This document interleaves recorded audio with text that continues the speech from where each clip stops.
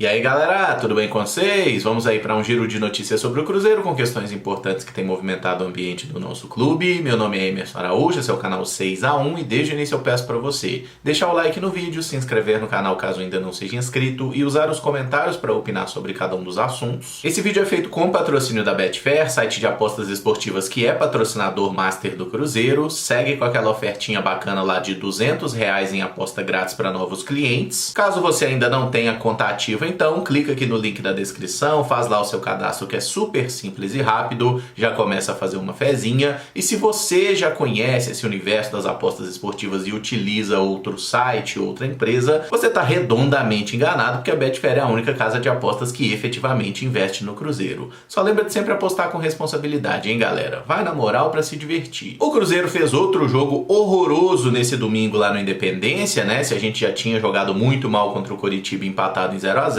dessa vez tudo que tá ruim pode piorar e piorou. A gente perdeu por 1x0 aí pro Goiás, gol do João Magno ali no primeiro tempo, um centroavante de quase 2 metros de altura que fez um gol de cabeça, ganhando uma disputa de bola ali com o Matheus Jussa, né? Mas o que mais chama a atenção, todos os defensores do Cruzeiro olhando para a bola e ninguém marcando o raio de um centroavante de quase 2 metros de altura na hora de um cruzamento. Olha o Oliveira e o Luciano Castana jogado, o que é que eles estão fazendo, moscando totalmente, e o próprio Matheus Jussa também olhando para a bola, chega uma jamanta muito maior que ele, cabeceia e faz o gol. Assim, lastimável a postura do Cruzeiro no lance do gol, mas na partida como um todo, né? O Cruzeiro fez um jogo horrível. O técnico Pepa falou na coletiva após o jogo sobre a repetição dos problemas dos últimos jogos, a precipitação na hora de concluir as jogadas, que a bola parece estar queimando nos pés dos jogadores, que o time precisa criar muito mais e é inadmissível jogar desse jeito em casa. Aí fica o questionamento, né? A partir do momento que o Pepa tá enxergando os problemas e ele mesmo falando, né, problemas repetidos jogo após jogo,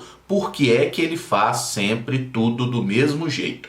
Tanto a nível de escalação, quanto a nível de esquema tático, quanto a nível de substituições, ele nunca tenta algo diferente. E aí tem até aquela frase, né? É do Einstein, é da Clarice Lispector, é do Nietzsche, sei lá de que porra que é a frase, né? Insanidade é você fazer sempre a mesma coisa e esperar resultado diferente. Será que o Pepe é maluco? Pensando sobre isso, eu consegui chegar a uma teoria, a uma possível explicação do porquê que o Pepa repete tanto a forma do Cruzeiro jogar, especialmente os jogadores. Vamos lá, todo mundo sabe que o elenco do Cruzeiro não é tecnicamente um dos melhores do Campeonato Brasileiro, pra gente não dizer de uma forma rasgada que o nosso time é ruim, ainda que a gente saiba que o time é ruim. O jogador que tem menos recurso técnico, ele tem uma menor capacidade de improviso, digamos assim. Ele não consegue lidar muito bem com as dificuldades impostas pelo adversário, pelo jogo em si. Agora, se esse cara tiver, contudo, bem assim, linha de operação de fábrica, sabe? Linha de produção. Se ele tiver tudo mecanizado ali nos movimentos,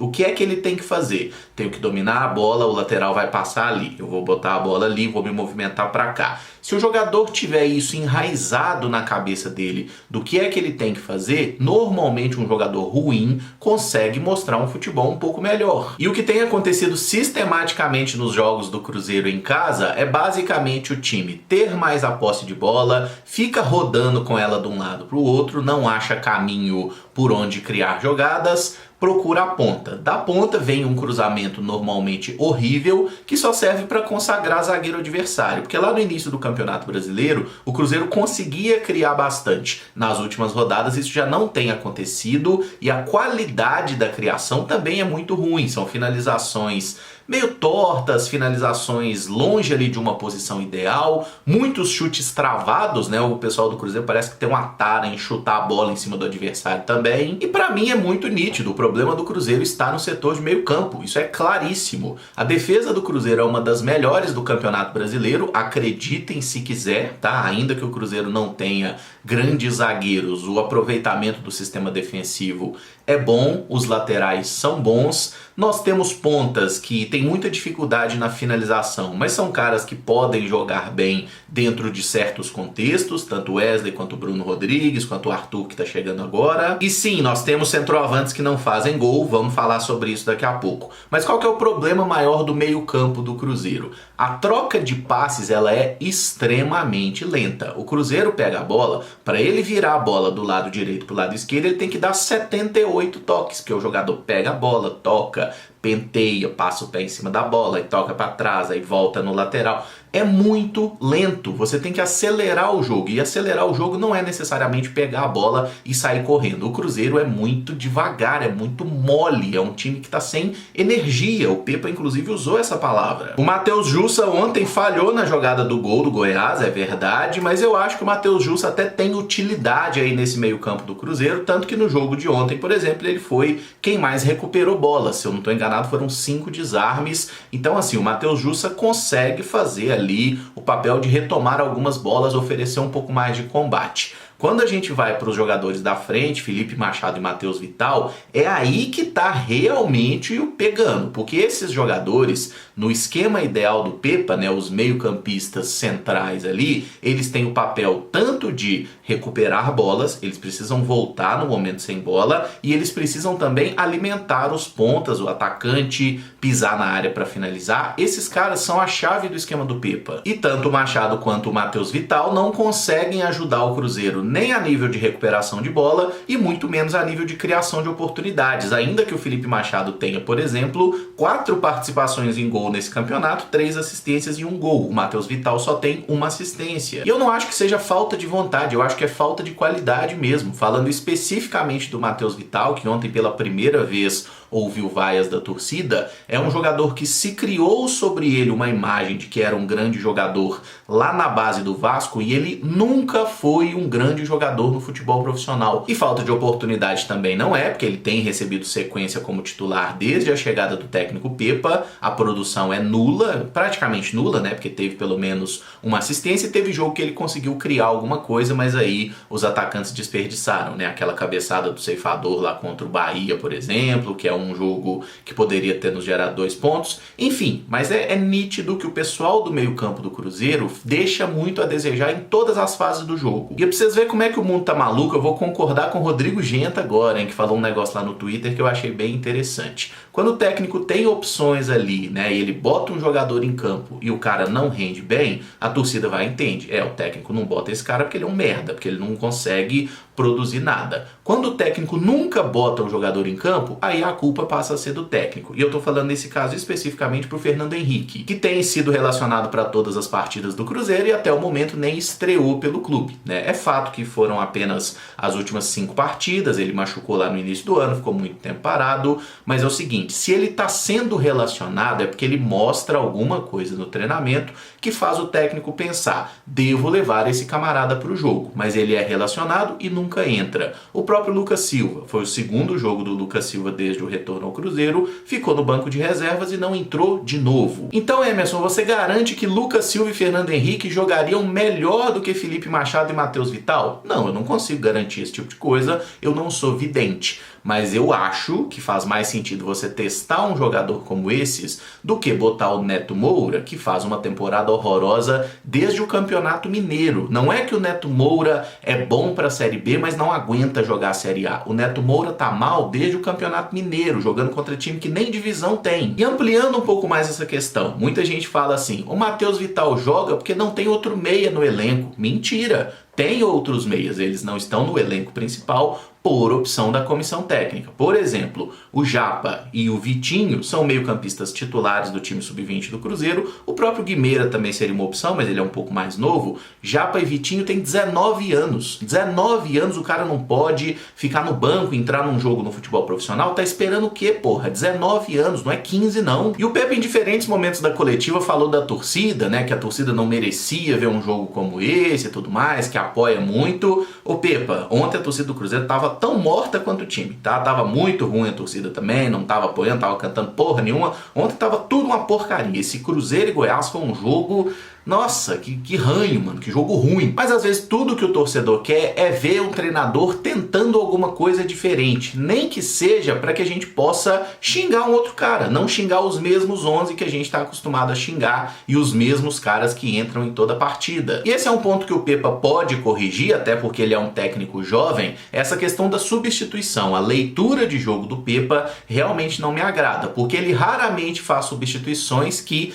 melhorem o time do Cruzeiro. Ele normalmente faz substituições mantendo o mesmo desenho tático. Ontem ele até fez algumas um pouco diferentes, né? Botou o Neto ali, recuou o Machado para a zaga e tudo mais. Ele tentou algumas coisas, mas as substituições do Pepa, elas raramente trazem alguma coisa de diferente para o time do Cruzeiro, e esse é um aspecto que ele pode e precisa melhorar, né? Conseguir ter mais impacto durante a partida. Ô Emerson, dito tudo isso, então você é a favor da demissão do Pepa? É lógico que não. Falar em demissão do Pepa é ser insano, não faz sentido nenhum. Dá uma olhada na tabela de classificação, olha lá a posição que o Cruzeiro estava e lembra qual é o projeto do Cruzeiro, qual é o orçamento do Cruzeiro, qual é o objetivo do clube nessa temporada. O Cruzeiro está exatamente dentro do planejado. O PVC, né, o Paulo Vinícius Coelho, um dos melhores jornalistas do Brasil, tem uma tese que eu concordo muito. Qual é o momento de se trocar um treinador? No momento que você vê que não vai ser alcançado o objetivo do clube nessa temporada. Vocês acham que esse é o cenário do Cruzeiro com o Pepa? Definitivamente não é o caso, tá? O Cruzeiro está fazendo um campeonato dentro das suas capacidades,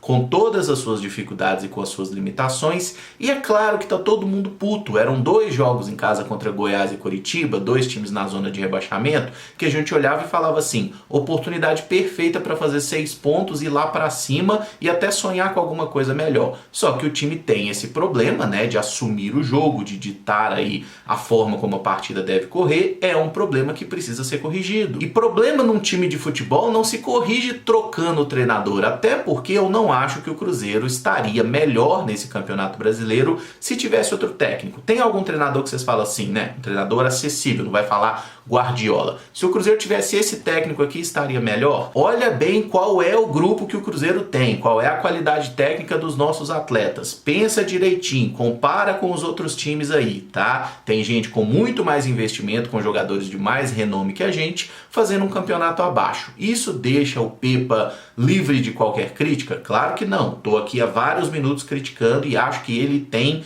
muita explicação a dar, não falando, explicação no campo, provar pra gente que ele é um treinador capaz de fazer mais do que um esquema tático. E em determinado momento da coletiva, o Pepa falou que o time treinou muito bem durante a semana, né, que ele tinha muita confiança nos 11 jogadores que foram escalados como titular, mas que a equipe não conseguiu transferir o bom trabalho dos treinos para o jogo em si. Se eu fosse maldoso, eu ia dizer, é claro que o time titular treinou bem, né, Pepa, jogando contra essas merdas da reserva aí, mas eu não sou maldoso, até porque o treino coletivo, né, como tinha antigamente, time titular contra time reserva, isso não é utilizado aí por praticamente técnico nenhum hoje, né, são mais trabalhos específicos para as situações de jogo mesmo, então muitas vezes vão estar treinando os atacantes titulares contra os defensores titulares, por exemplo. E eu não vou me surpreender se o Cruzeiro for lá a Curitiba enfrentar o Atlético Paranaense e trouxer um empate ou até mesmo uma vitória, sabe? Não é impossível, até pelo perfil de jogo, é uma partida em que o Cruzeiro deve poder ficar mais recuado e sair em contra-ataque, que tem sido a melhor forma do Cruzeiro jogar nesse Campeonato Brasileiro, pelo menos nas últimas semanas, né? Porque lá no início do campeonato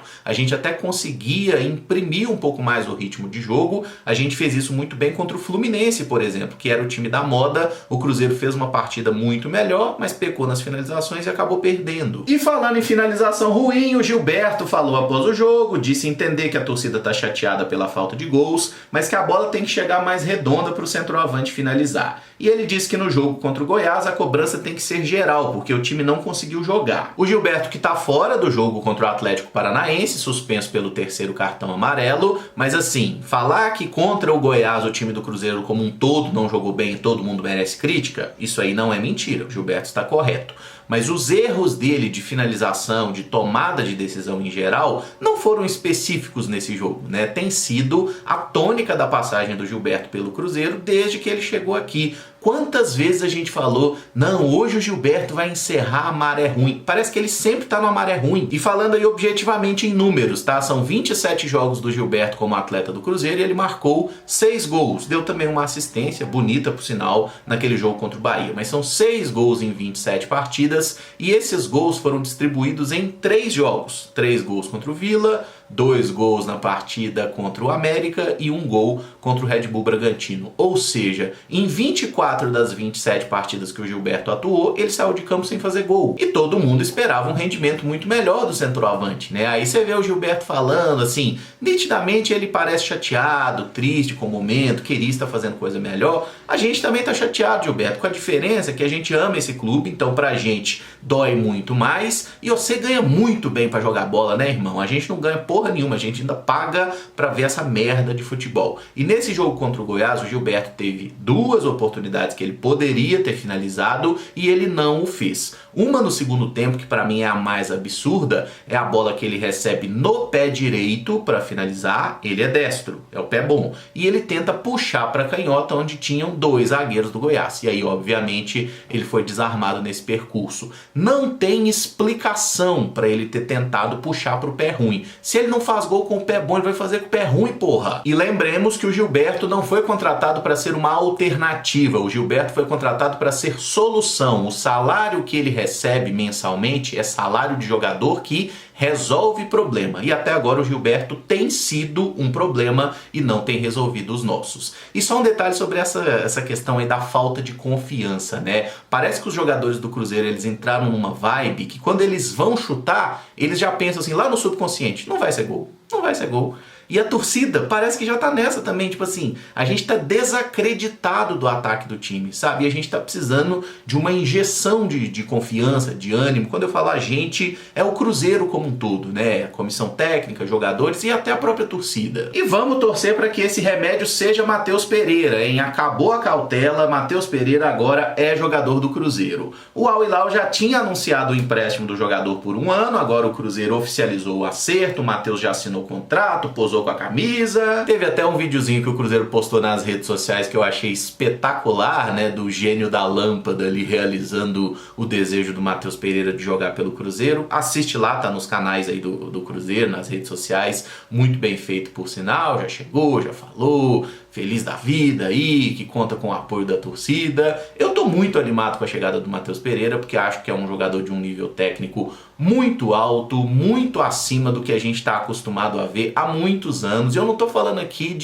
desde que a gente foi rebaixado. O Matheus Pereira é muito melhor do que Robinho, Thiago Neves, acho que até o próprio Arrascaeta. E sim, eu tô falando sobre isso porque ele jogou muita bola na Premier League, que tem um nível competitivo muito mais alto que o futebol brasileiro. E o Matheus ainda é um cara muito jovem, ele tem 27 anos, é um cara que tem muito futebol para mostrar nas próximas temporadas. Empréstimo por 1 ano, segundo a apuração aí do Samuel Venâncio em conjunto com o Vene Casagrande, né, tem uma cláusula aí para compra fixada no empréstimo do Matheus de 12 milhões de euros, que é muito dinheiro. Hoje é impensável o Cruzeiro pagar 12 milhões de euros na contratação de um jogador, mas daqui a 1 ano eu não sei se vai ser tão impensável assim. É só a gente observar que o Cruzeiro pagou 3 milhões de euros em 2 momentos por jogadores tecnicamente de um nível muito abaixo do Matheus. Estou falando de Wesley, estou falando de Arthur Gomes, caras que não provaram metade do que o Matheus provou lá no futebol europeu, tá? Então assim,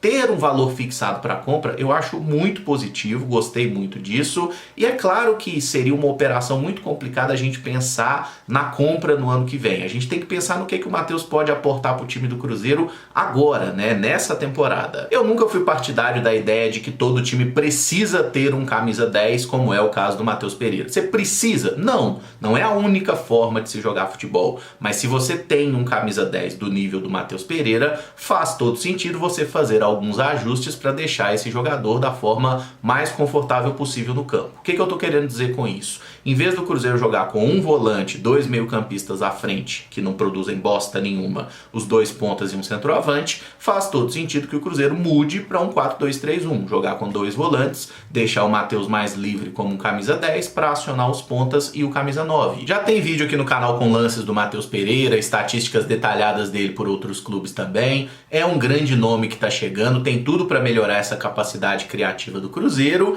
e para que o Gilberto não precise mais dar esse tipo de explicação, né? Que a bola chegue com mais qualidade, para que ele, os pontas, o ceifador, enfim, seja quem estiver jogando lá na frente, possa ter mais oportunidades e aí finalizar melhor também, né? Porque se a bola tá chegando mais vezes, eu acho que os atacantes ficam mais tranquilos na hora de arrematar também. Não tem aquela pressão de que é a única bola que eu vou ter no jogo, se eu não fizer o gol, fudeu. Sobre a questão salarial, né? A apuração que foi feita aí pelo Samuel Venâncio é que o Matheus Pereira abriu mão de parte do salário, o Al Hilal também vai pagar um percentual menor dos vencimentos do jogador e o Cruzeiro que vai pagar a maior parte aí do salário do jogador. Não é investidor, não é Pedro Lourenço, é o Cruzeiro, tá? O gasto com o Matheus Pereira tá dentro das capacidades do Cruzeiro, isso é muito importante. E o atacante Rafael Elias, o papagaio, desembarcou nessa segunda-feira em BH para acertar os últimos detalhes, fazer exames e assinar contrato com o Cruzeiro. É um centroavante canhoto, 24 anos, revelado no Palmeiras e estava no Baniás dos Emirados Árabes emprestado. Papagaio que vai assinar contrato até dezembro de 2026, né? Um vínculo longo, 3 anos e meio, que deixa claro que o Cruzeiro está apostando bastante nesse jogador, né? Que possa ter um retorno técnico e possivelmente financeiro também. Ainda é um atacante jovem, pode ser revendido mais para frente para um mercado europeu, asiático, enfim. O Rafael Papagaio já jogou aqui no futebol mineiro, teve uma rápida passagem no Atlético Mineiro onde não fez gol inclusive, passou aí também em empréstimos em Goiás, em Cuiabá. O lugar em que ele jogou muito bem foi o Ituano, né? Na temporada passada, 2022, ele estava jogando no Ituano, Campeonato Paulista. Começo de Série B também, em 22 jogos ele tinha marcado 10 gols, era um dos artilheiros da competição até aquele momento, quando apareceu a proposta aí do mundo árabe, e aí o Palmeiras mandou ele pra lá, né? Recebeu uma compensação, liberou o atleta, e agora o Papagaio tá voltando, fez 7 gols apenas lá nos Emirados, não foi grande coisa. Correndo tudo bem nos exames, o Papagaio vai ser oficializado então nos próximos dias, né? E tomara que possa ser aí uma aposta que dê certo, né? Porque é realmente uma aposta, não tem como falar algo diferente disso, mas é um jogador que na base do Palmeiras e lá no Ituano conseguiu ter bons momentos, né? Então vamos torcer para que aqui no Cruzeiro ele encontre um bom lugar para pousar e fazer muitos gols. E eu encerro o vídeo por aqui. Se você gostou, eu peço que deixe o like, se inscreva no canal caso ainda não seja inscrito e use os comentários para opinar sobre cada um dos assuntos. Eu sei que tá ruim hoje, tá todo mundo puto, mas calma, vai melhorar, as coisas vão se encaixar, não é mandando todo mundo embora que a gente resolve os problemas não, tá bom? Calma aí, o trem vai dar certo e o Matheus joga muita bola. Vamos lá, gente, abençoa esses meninos aí pra eles jogar bola pro Cruzeiro voltar a vencer logo. Até amanhã então, muito obrigado por acompanhar, um abraço e até o próximo vídeo. Valeu!